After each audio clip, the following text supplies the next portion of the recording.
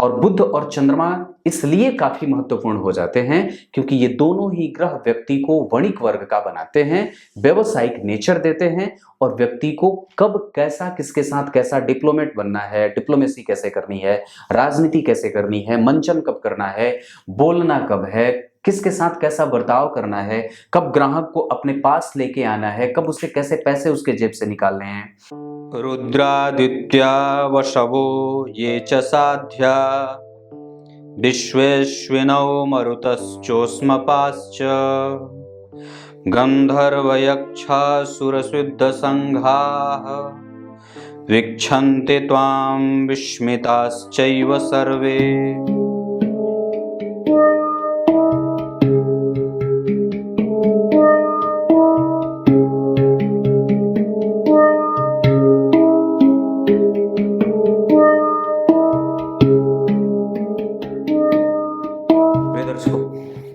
नमस्कार, एक बार फिर से उपस्थित हूं आप सबके सामने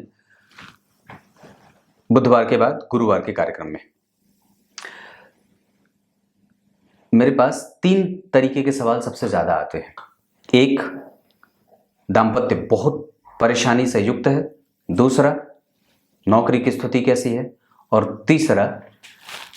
व्यवसाय कौन सा करना चाहिए। आपकी कुंडली में मैं बहुत ही छोटे तरीके से आपको ये एक बात बहुत ही सिंपली बता देना चाहता हूं कि जब कभी भी आप अपने कुंडली में करियर को लेकर के परेशान हैं तो निश्चित रूप से उसमें बुध और चंद्रमा की सहभागिता की कमी के कारण है। आपकी कुंडली में जब चंद्रमा और बुध कमजोर होंगे, चंद्रमा कब कमजोर होंगे? जब उनके पास पक्ष का बल नहीं रहेगा। और बुध कब कमजोर होंगे? जब वो अवस्थागत वक्री होते हों, नीच के होते हों और उसके बाद अस्त हो जाते हों, या फिर वो जन्म कुंडली में 6वें, 8वें, 12वें बैठ जाते हैं। हालांकि ये बहुत ज्यादा भावों से बुध को असर नहीं पड़ता है। कई बार जैसे 8वें भाव के बुध भी बड़े अच्छे परिणाम करते हैं, 6वें भाव के बुध भी, भावों का असर उन पर थोड़ा कम पड़ेगा, पर उनको सबसे ज्यादा परेशानी किसी पापग्रह के दृष्टि से होने लगती है। जब कभी, जैसे यहाँ पे मैंने शनि के साथ बुध को बिठाया है, राहु की दृष्टि चंद्रमा पे दिखाई है, तो मूलतया जो ये कार्यक्रम है मैं आपको ये बताना चाहता हूं कि अगर आपकी कुंडली में लग्न, लग्नेश और दशम भाव और दशमेश अगर ठीक बैठे हैं और ये बहुत अच्छे बैठे हैं, फिर भी अगर आपका कारोबार कमजोर हो रहा होगा तो उसमें आपको अपनी कुंडली में चंद्रमा को और अपनी कुंडली में बुध को देख लेना चाहिए। जब कभी भी इनके पास किसी पापग्रह का बल हो जाता है, साथ में जुड़ जाता है, या पापग्रह से ये प्रभावित होने लगते हैं, जैसे शनि की दृष्टि चंद्रमा को भी प्रभावित करेगी, राहु की दृष्टि भी चंद्रमा को प्रभावित करेगी, यहाँ मंगल बैठ जाएंगे तो मंगल की दृष्टि भी चंद्रमा बुध को प्रभावित करने लगेगी। तो जब कभी बुध के ऊपर, या बुध जब जन्म कुंडली में नीच के हो जाते हो, या फिर जन्म कुंडली में वो बहुत अच्छी स्थिति में नहीं बैठ रहे हैं, इसका कारण हो जाता है, और यही कारण आपके व्यवसाय के कमजोर होने का हो जाता है। आपको ये बात हमेशा याद रखनी चाहिए कि आपकी कुंडली का दशम भाव का अधिपति जिस नक्षत्र में बैठा है, उस नक्षत्र के अधिपति की स्थिति आपकी कुंडली में कैसी है। इसके अतिरिक्त आपकी कुंडली के बुध की स्थिति जन्म कुंडली में कैसी है, क्योंकि बुद्धिमता का प्रभाव जो है वो बुध से ही आता है। अगर जन्म कुंडली में बुध कमजोर रहेंगे तो ये बात आपको मान करके रख लेना होगा, दिमाग में बहुत अच्छे तरीके से फ्रेश बिठा लीजिए कि आपके जीवन में जो परिस्थितियों से उलझने की और उसको समझने की जो ताकत है वो थोड़ी कमजोर है। और बुध और चंद्रमा इसलिए काफी महत्वपूर्ण हो जाते हैं क्योंकि ये दोनों ही ग्रह व्यक्ति को वणिक वर्ग का बनाते हैं, व्यवसायिक नेचर देते हैं और व्यक्ति को कब कैसा, किसके साथ कैसा डिप्लोमेट बनना है, डिप्लोमेसी कैसे करनी है, राजनीति कैसे करनी है, मंचन कब करना है, बोलना कब है, किसके साथ कैसा बर्ताव करना है, कब ग्राहक को अपने पास लेके आना है, कब उसे कैसे पैसे उसके जेब से निकालने हैं। आप अगर एजेंट हैं, LIC करते हैं, राजनीति में हैं, दुकान करते हैं, मार्केटिंग का काम करते हैं, कोई भी काम जो भी आपके जीवन में, जो भी आप आमतौर पे बाजार में देखते हैं, इन सभी चीजों के लिए क्रमशः जो बुध और चंद्रमा जैसे ग्रह हैं उनका कुंडली में मजबूत होना अत्यंत आवश्यक होता है। जब ये पापक ग्रह से, मतलब शनि की दृष्टि पड़ रही हो, जैसे कि अगर मान लीजिए यहाँ तो मैंने शनि के साथ बिठा दिया है, मान लीजिए शनि यहीं बैठे होते तो शनि की तीसरी दृष्टि बुध को प्रभावित करती, मंगल की चौथी दृष्टि बुध को प्रभावित करती, चंद्रमा पे मंगल का प्रभाव या हो जाए, या राहु उसको देख रहे हो, या शनि देख रहे हो, चंद्रमा के पास पक्ष का बल बिल्कुल भी ना होता हो, तो ये जो स्थिति बनेगी वो आपकी कुंडली के चंद्रमा और बुध दोनों को ही कमजोर करने के लिए काफी होती है। ऐसी अवस्था में कि आपकी कुंडली के जब लग्नेश भी कमजोर हो जाते हों तो ये बात मान लेना होगा कि आपको अपनी प्रवृत्ति को और भी ज्यादा सुदृढ़ और मजबूत बनाने की आवश्यकता है। जब आपकी कुंडली में दशम भाव यानी कि पुरुषार्थ का भाव जो इसे कहा जाता है, अगर इस भाव के अधिपति कमजोर होते हों, जैसे वो नीच राशि में बैठे हों, इस भाव में जो ग्रह बैठा हो या कोई भी ग्रह यहाँ नीच का बैठा हो, या इस भाव पे किसी भी शुभ ग्रह की दृष्टि ना पड़ती हो, या इस भाव से चंद्रमा और बुध का संबंध ना बनता हो, या इस भाव के अधिपति कहीं से भी बुध और चंद्रमा से संबंधित ना होते हों, तो आपको अपने व्यवसाय को लेकर के हमेशा ही सजग होना चाहिए, कभी भी रिस्क नहीं लेना चाहिए, कभी भी अपने व्यवसाय को लेकर के दो राहे पे ना खड़े हो, उसको लेकर के एक तरफा एक अलग और नई सोच को लेकर के विकसित बार बार व्यवसाय में असफल होने का कारण यही होता है। और कई बार कि आप व्यवसाय पे रिस्क ले लेते हैं, आगे बढ़ जाते हैं, बाजार से पैसे उठा लेते हैं, इसमें भी कई बार ये बुध और चंद्रमा आपको आगे नहीं बढ़े, क्योंकि वस्तुतः व्यवसाय के जो कारक ग्रह होते हैं वो बुध और चंद्रमा ही होते हैं, और यही वो दोनों ग्रह हैं जो आपको अल्टीमेटली बड़ा व्यवसायिक बनाने में आपकी सहयोग करते हैं या आपकी मदद करते हैं। अगर जन्म कुंडली में बुध नहीं हो, कमजोर हो, परेशान हो रहा है, या फिर वो पापकर्त्री में उलझा है, तो भी आपको व्यवसाय करने में काफी मशक्कतों से गुजरना पड़ता है। इसके अतिरिक्त अगर मान लीजिए वहीं पे व्यवसाय में मजबूती कब हो जाए, तो दशम भाव में जो ग्रह बैठा है उसका कहीं ना कहीं से कनेक्शन अगर बुध के साथ हो जाए, या बुध दशम भाव में बैठे हो,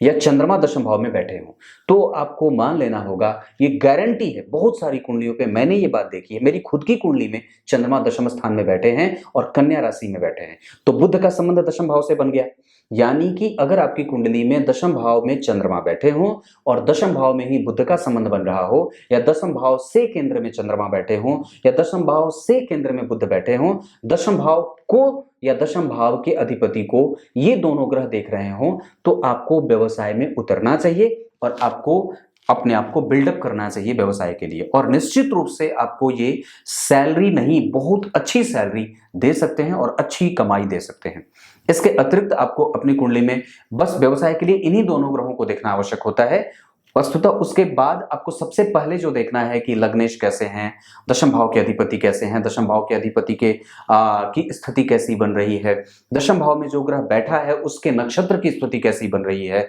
उसके बाद दशमांश कुंडली में चले जाइए कि वहां पे वो स्थिति कैसी बन रही है, वहां के दशम भाव के अधिपति कैसे हैं, उसके नक्षत्र की स्थिति कैसी, वहां पे जो ग्रह बैठा है वो नवमांश कुंडली में कैसा है, अल्टीमेटली वो D60 चार्ट में कैसा बन रहा है, D27 चार्ट में उसकी स्थिति कैसी बन रही है, ये सारी चीजें। पर मूलतया आपको अगर इतनी सारी चीजें नहीं देखनी है और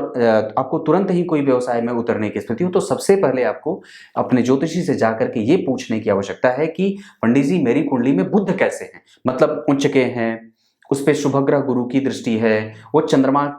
से दृष्ट हो रहे हों, या चंद्रमा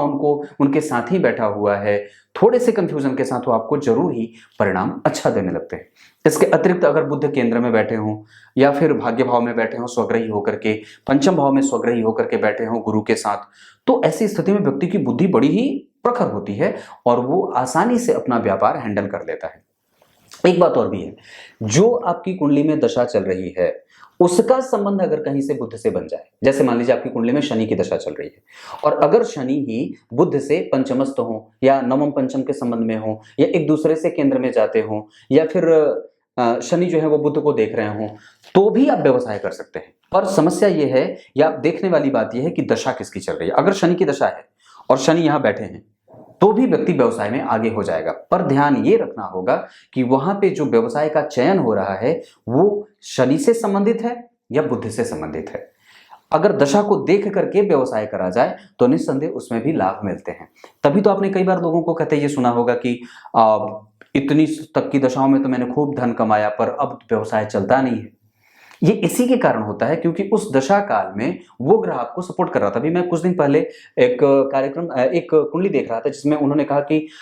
मैंने जो है वो कपड़े का कारोबार किया है, पर शुक्र की दशा में मेरा कारोबार वो बंद हुआ, या दूध का कारोबार किया था पर वो मिष्ठान भंडार किया था पर वो बंद हो गया। मैंने कहा कि उनको मैंने वहां पे कारण बताया था क्योंकि उनकी कुंडली में शुक्र की स्थिति उतनी मजबूत नहीं थी जितनी की वो शुक्र की दशा में दे सकती थी। तो हमें ये अवश्य ही चेक कर लेना चाहिए कि जो ग्रह आपकी कुंडली में दशा के तौर पे एक्टिव है उसकी स्थिति बुध से बन रही है या उसका कॉम्बिनेशन बुध से बन रहा है कि नहीं। मतलब अगर आप खुद को बहुत बड़ा व्यवसायिक बनाना चाहते हैं तो आपकी कुंडली में बुध और चंद्रमा का मजबूत होना अत्यंत आवश्यक है, और इनका किसी भी पापक ग्रह से दृष्ट होना इनके डिग्री मतलब जो है वो इनके ड्यूरेबिलिटी को कमजोर करता है, इनकी विश्वसनीयता को कमजोर करता है, और ये आपको व्यवसायिक बनने से रोक लेते हैं। अगर ये मजबूत हैं, स्तंभ इनका मजबूत है, ये जिस राशि में बैठे हैं उस राशि का अधिपति उनको देख रहा, बहुत सारी शर्तें, तो ये सारी चीजें जो है वो आपके बुध को, जैसे जहां बुध बैठे उस भाव का अधिपति वहीं बैठ गया, जहां बुध बैठे उस भाव का अधिपति उसको बुध को देख लिया, जहां बुध बैठे उस भाव का अधिपति उच्च का होकर के बैठा हो, जहां बुध बैठे वो उस भाव का अधिपति उस कुंडली का कारक ग्रह हो। तो ये इतनी सारी चीजें जब आप देखेंगे तब जाकर के आपको एक बात पता चलेगी कि हाँ आप व्यवसायी अच्छा बन सकते हैं। आमतौर पे आप छोटे छोटे व्यवसायी से लेकर के अपने आप को बहुत बड़ा बिजनेसमैन बनाना हो तो निस्संदेह ये कार्यक्रम आपके लिए लाभदायक सिद्ध हो सकता है। अब आइए आपको गीता जी के श्लोक का अर्थ बता देता हूं। गीता जी के 11वें अध्याय के 22वें श्लोक में अर्जुन ने यहाँ बात कही है। क्या कही है? हे भगवान, आपको देख करके जितने भी आदित्य हैं, अश्विनी कुमार हैं, मरुदगण हैं, वसु हैं, जितने भी लोग हैं, भगवान, पितर, देव, यक्ष, गंधर्व, किन्नर, ये सब सब सब सब लोग बड़े आश्चर्यचकित हो रहे हैं इस वजह से। और ये आपका जो स्वरूप है ये बड़ा ही दिव्य है और बड़ा ही विराट है, और इसको सब कोई इसका न तो दर्शन कर सकता है और ना कोई इसका पान कर सकता है। तो ऐसा ही भगवान को वहां पे अर्जुन ने बात कही है।